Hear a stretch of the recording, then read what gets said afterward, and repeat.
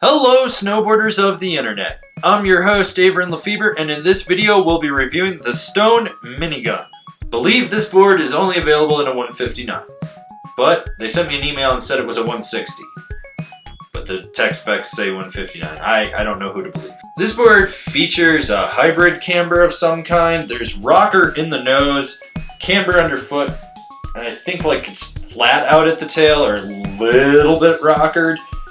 Basically, they did not give me enough information about this board. I rode this board at Arapahoe Basin in the spring during a spring pow storm, and the temps got cold, the pow was blower. Basically, it was a great mid-season pow day at the end of the season, and I rode it with my K2 Thraxis boots and my K2 Indy bindings. Clearly, we're going to have a directional flex. So it's a little bit softer in the nose, and it just progressively stiffens up to the tail with a little bit of torsional flex. I mean, this board is just a stiffer board. It's stiffer. It's the one thing I noticed about the Stone snowboards was that they're stiffer.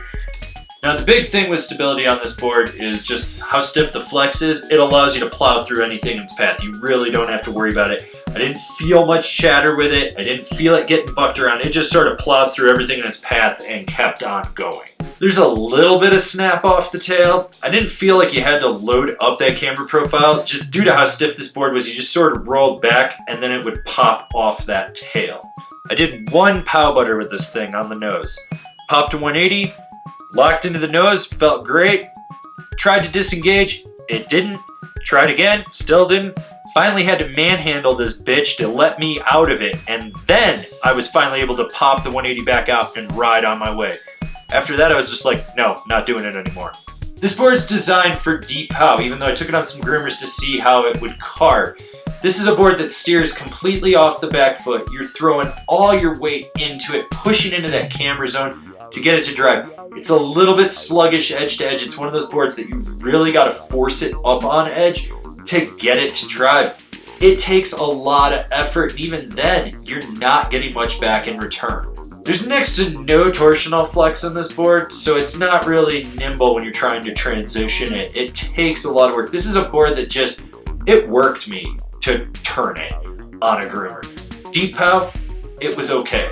Who's this board for? Someone that's riding deep, wide open pow and wants a missile, because if you take this in the trees, you're dead. So I found out after I've written this review that I got a sample that wasn't dialed in. It was almost like the owners of Stone sent it to me to be a guinea pig so that they could take the feedback and tweak it.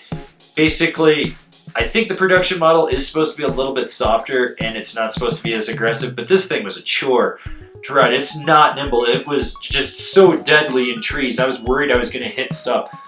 I haven't had a workout on a board like this since I rode the Soul Stick Pocket Rocket. It just mind-blowing how hard it was to ride this thing.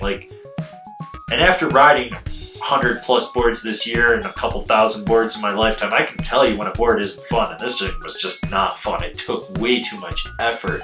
It's not a dig on Stone, because I think the quality of their boards are there. I just wish they'd sent me an all-mountain board instead of trying to send me some prototype samples. But hey, it is what it is, and that's where we're going to leave it with this review.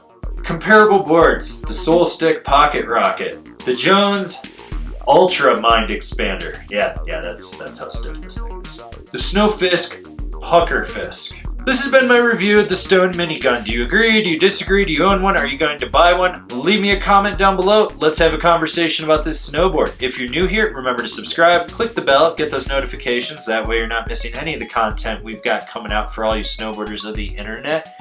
And if you really want to support us and you really want to see us just become the face of mainstream snowboard media, swing on over to Angry Snowboarder VIP. I could tell you more here, but I got a whole video over there that explains it so much better. As always, I've been your host, Avran LeFeber, and I'll see you in another video.